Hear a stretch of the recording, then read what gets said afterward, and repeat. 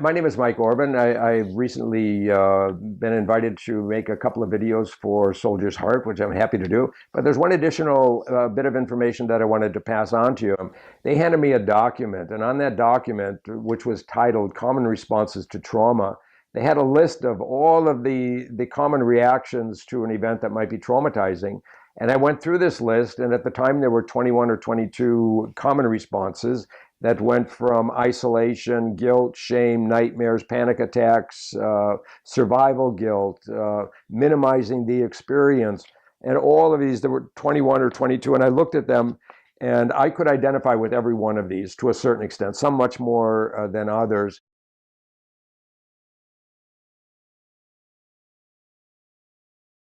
Be careful and be aware for these possible reactions that you might have. And if you do have them, and they are giving you difficulty, then go and get the answers you need. Get the education you need to do one of two things: either resolve this reaction or accept it as part of your military experience. So that document is now posted on Soldier's Heart on this website for you to see. But I would highly recommend that you go and see that, because it's very important to understand. And a lot of times people think that we as soldiers come home and we have one issue to deal with, when in fact there are quite a few.